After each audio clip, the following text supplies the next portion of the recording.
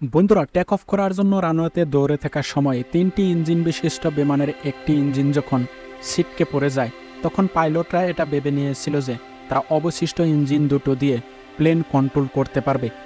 এই সময় তাদের এই চিন্তা কি সঠিক ছিল?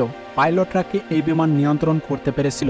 তো বন্ধুরা, আজকে আমরা আমেরিকান এয়ারলাইন্সের ফ্লাইট 191 এর সাথে কি ঘটেছিল এবং কি কারণে ঘটেছিল তার সমস্ত ইতিহাস জানব, যেটা আমেরিকার টুইন টাওয়ার অ্যাটাকের পর সবচাইতে বড় বিমান দুর্ঘটনা ছিল, যা একসময় আমেরিকার পুরো এয়ারলাইন্স ইন্ডাস্ট্রিকে বন্ধ করে দিয়েছিল। তো চলুন বন্ধুরা, ভিডিওটি শুরু করি। 1979 সালের 25 মে মার্কিন যুক্তরাষ্ট্রের শিকাগো শহরে অবস্থিত ওহারে ইন্টারন্যাশনাল এয়ারপোর্ট থেকে আমেরিকান এয়ারলাইন্সের ফ্লাইট 191 লস অ্যাঞ্জেলেস যাওয়ার জন্য প্রস্তুতি শুরু করে। এই বিমানটি আমেরিকান এয়ারলাইন্সের দ্বারাই পরিচালিত ম্যাকডোনাল্ড ডগলাস DC-10 মডেলের একটি বিমান ছিল। সেই দিন বিমানে 53 বছর বয়সের পাইলট ক্যাপ্টেন ওয়াল্টার এল ছিল। ক্যাপ্টেন ওয়াল্টার এলের কর্মজীবনে 22,000 ঘন্টা ফ্লাইংয়ের এক্সপিরিয়েন্স ছিল, যেখানে 3,000 ঘন্টা এমন ম্যাকডোনাল্ড ডগলাস DC-10 বিমান উড়নের অভিজ্ঞতা ছিল।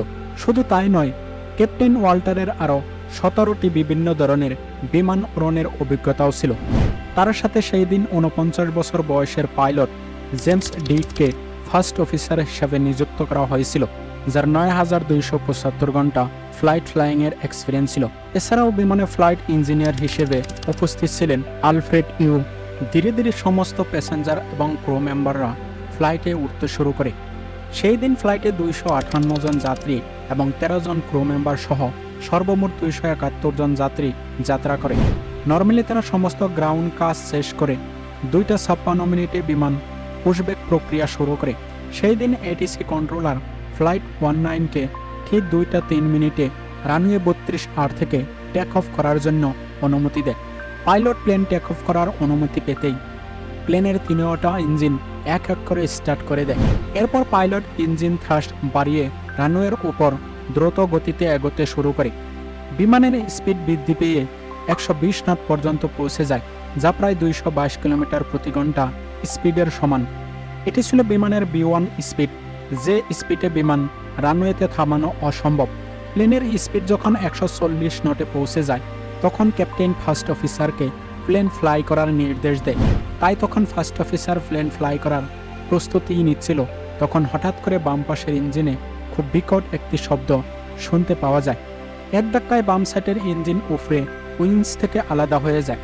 যেহেতু পাইলটরা ককপিট থেকে প্লেনের উইংস দেখতে পায় না, তাই তারা ভেবেছিল যে সম্ভবত বাম পাশের ইঞ্জিন ব্যর্থ হয়ে গিয়েছে। ততক্ষণে বিমানের স্পিড 150 নটে পৌঁছে গিয়েছে, আর তখন বিমান রানওয়েতে থামানো একেবারেই অসম্ভব।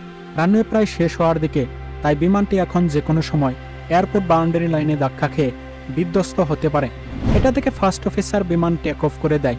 এবার বাতাসে উড়তে শুরু করা বিমানটি প্রায় 300 ফুট উচ্চতায় পৌঁছে যায়। অন্যদিকে কন্ট্রোল টাওয়ারে বসে থাকা ATC কন্ট্রোলার এই সব দৃশ্য নিজের চোখে দেখতে পায়। কন্ট্রোলার অসহায় দুর্দশাগ্রস্ত অবস্থায় চিৎকার করে কন্ট্রোল টাওয়ারে বসে থাকা অন্যান্য কর্মচারীদেরকে প্লেন থেকে আলাদা হয়ে যাওয়া ইঞ্জিন সম্পর্কে বলতে শুরু করে, আর তারপর এয়ারপোর্ট ইমার্জেন্সি টিমকে কল করে। আমরা সবাই জানি প্লেনের সমস্ত কন্ট্রোল প্যানেল ইঞ্জিনের শক্তির দ্বারাই পরিচালিত হয়, কিন্তু এখানে ইঞ্জিনই প্লেন থেকে আলাদা হয়ে যাওয়ার কারণে সমস্ত কন্ট্রোল প্যানেল বন্ধ হয়ে যায়। কিছুক্ষণের মধ্যে বিমানটি কোনো ককপিট ওয়ার্নিং ছাড়াই ডান দিকে কাত হয়ে দ্রুত নিচের দিকে যেতে শুরু করে এবং মাত্র 50 সেকেন্ড আকাশে থাকার পর বিমানটি বিমানবন্দরের একটি পার্কিং এরিয়ার পাশের ফিল্ডে পড়ে বিধ্বস্ত হয়। সবেমাত্র যাত্রা করা বিমানটিতে যথেষ্ট পরিমাণের ইন্ধন থাকার কারণে দ্রুত আগুন ছড়িয়ে পড়ে, আর দুর্ভাগ্যবশত এই বিমানে বসে থাকা 271 জন যাত্রীর সবাই মারা যায়। কিন্তু এত দুঃখের মাঝেও একটি সুখের বিষয় এটাই ছিল যে প্লেনটি শিকাগো শহরের মতো জনবহুল শহরের কোনো মধ্যবর্তী এলাকায় না পড়ে একটি ফিল্ডে পড়ে ক্র্যাশ হয়। পাইলট শেষ পর্যন্ত যথাযথ চেষ্টা করে প্লেনটি জনশূন্য এলাকায় নিয়ে যাওয়ার চেষ্টা চালায় এবং অল্প জনশূন্য এলাকায় ক্র্যাশ করায়, অন্যথা এর ফলাফল আরও ভয়ঙ্কর হতে পারত। এরপরও দুর্ঘটনায় সেদিন গ্রাউন্ড ফিল্ডে ব্যস্ত থাকা কিছু মানুষ আহত হয়, যাদের মধ্যে 2 জন চিকিৎসাধীন অবস্থায় মারা যায়। এই মর্মান্তিক দুর্ঘটনার খবরে আমেরিকার পাশাপাশি সারা বিশ্বে এক শোকের মাতম ছেয়ে যায়। বন্ধুরা, এই দুর্ঘটনা যতটা ভয়ঙ্কর ছিল ততটাই ছিল এর অপ্রকাশিত রহস্য। কি করে একটি বিমানের ইঞ্জিন টেক অফের সময় সিটকে প্লেন থেকে আলাদা হয়ে যায়? ট্যাঙ্কে কি কোনো ধরনের বড় ব্লাস্ট হয়েছিল, নাকি মেইনটেনেন্সের কোনো ত্রুটি ছিল? এনটিএসবির ইনভেস্টিগেশন টিম তাড়াতাড়ি মামলার তদন্ত শুরু করে। প্রাথমিক তদন্তর পর এনটিএসবি এটা দেখতে পেয়েছিল যে বিমানটি দুর্ঘটনার মাত্র 2 সপ্তাহ আগে 11 মেতে বিমানে একটি রুটিন চেক করা হয়েছিল। এই সময় বিমানে কোনো ধরনের সমস্যা খুঁজে পাওয়া যায়নি। কিন্তু এনটিএসবি যখন আরও পুরনো রেকর্ড চেক করতে শুরু করে, তখন একটি অবাক করা তথ্য তাদের সামনে চলে আসে। দুর্ঘটনার প্রায় 8 সপ্তাহ আগে 29 মার্চ বিমানটি সার্ভিসিং করা হয়েছিল। এই সার্ভিসিংয়ের সময়ে প্লেনের ইঞ্জিন তার উইংস থেকে খুলে আলাদা করা হয়েছিল। কিন্তু যে পদ্ধতি ব্যবহার করে ইঞ্জিনটি উইংস থেকে আলাদা করা হয়েছিল, এটাই ছিল সবচেয়ে বড় ভুল, যার কারণে এই দুর্ঘটনাটি সংঘটিত হয়েছিল।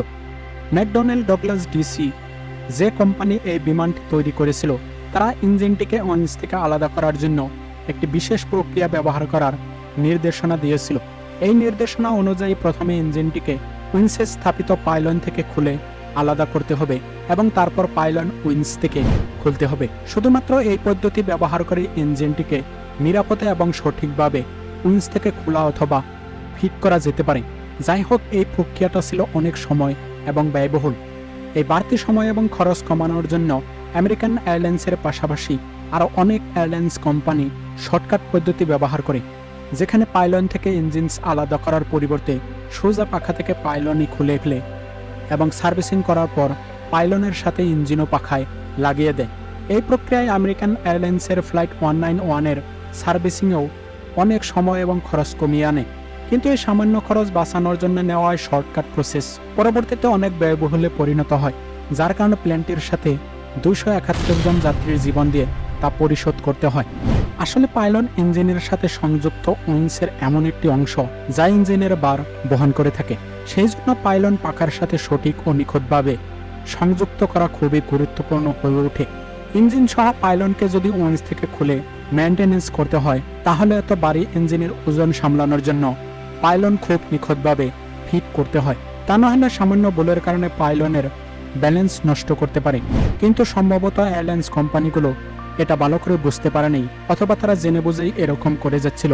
তাই মেইনটেনেন্সের সময় আমেরিকান এয়ারলাইন্স একটি ফর্কলিফট ক্রেনের সাহায্যে ইঞ্জিন সহ পাইলন সুইংস থেকে খুলে এবং মেইনটেনেন্সের পর আবারও একই পদ্ধতিতে ইঞ্জিন সহ পাইলন উইংসের সাথে সংযুক্ত করে। এখানে ম্যাকডোনাল্ড ডগলাস ডিসি কোম্পানি যেই ভুলের কারণে এয়ারলাইন্স কোম্পানিগুলোকে এমন না করার নির্দেশনা দিয়ে রেখেছিল, সেই ভুলটাই আমেরিকান এয়ারলাইন্সের মেইনটেনেন্স টিম করে বসে। মেইনটেনেন্সের সময় ফর্কলিফটটি ভুলবশত পাইলনের পিছনের অংশের সাথে ধাক্কা লেগে পাইলনে সামান্য কিছু ক্র্যাক বসে। তবে এই ক্র্যাকটি তখন এতটা বিপদ মনে হয়নি, যার কারণে মেইনটেনেন্স টিম এতে মনোযোগ দেয়নি। কিন্তু সময়ের সাথে সাথে এই ক্র্যাকটি এতটাই বেড়ে যায় যে এটি ইঞ্জিনের ওজন ও পাওয়ার সহ্য করতে অক্ষম হয় এবং দুর্ভাগ্যজনকভাবে এই ফ্লাইংয়ের সময় বাম ইঞ্জিনের পাইলন ভেঙে ইঞ্জিনের সাথে প্লেন থেকে আলাদা হয়ে যায়। প্লেনের এই বাম ইঞ্জিনটি প্লেনের সমস্ত ইলেকট্রিক্যাল পার্টসে বিদ্যুৎ সরবরাহ করত। তাই যখন ইঞ্জিনটি বিচ্ছিন্ন হয়ে যায়, ককপিটের সমস্ত মনিটরিং সিস্টেম বন্ধ হয়ে যায়। এ কারণে কোনো ওয়ার্নিং ছাড়াই বিমানটি স্থবির অবস্থায় চলে যায়, আর তা পাইলটও জানতে অক্ষম হয়। পাইলট যদি টেক অফের আগে ওয়ার্নিং সাইন পেত, তাহলে হয়তো এই প্লেনটি দুর্ঘটনা থেকে বাঁচানো যেত। সার্ভিসিং প্রসেসের এমন গাফিলতি পাওয়ার পর এনটিএসবি মার্কিন যুক্তরাষ্ট্রে উড়ে থাকা সমস্ত ডগলাস DC-10 মডেলের প্লেন তদন্ত শুরু করে এবং এই ভুল প্রক্রিয়ার কারণে এমন আরও 3টি বিমান খুঁজে পায়। এই প্লেনের পাইলনগুলিতে ছোট ছোট ডেন দেখা যায়। তাই আজ না হয় কাল ওই বিমানগুলি ফ্লাইট 19-এর মতো দুর্ঘটনার শিকার হতো, যা তারা সৌভাগ্যক্রমে বেঁচে যায়। বন্ধুরা, আজ এভিয়েশন ইন্ডাস্ট্রি প্রযুক্তিগতভাবে এতটাই উন্নত হয়েছে যে বিমানের ক্ষুদ্রতম ফল্ট সেন্সরের মাধ্যমে আগে ধরা পড়ে যায়, যার ফলে বিমান যাত্রা আজ বিশ্বের সবচাইতে সুরক্ষিত পরিবহন ব্যবস্থা বলে বিবেচনা করা হয়। তাই বন্ধুরা, আপনারা নিশ্চিত মনে বিমান যাত্রা করে থাকেন আর অল্প সময়ে দূরবর্তী রাস্তা পার করার আনন্দ উপভোগ করে থাকেন। বন্ধুরা, ভিডিওটি কেমন লেগেছে তা অবশ্যই কমেন্ট করে জানাবেন।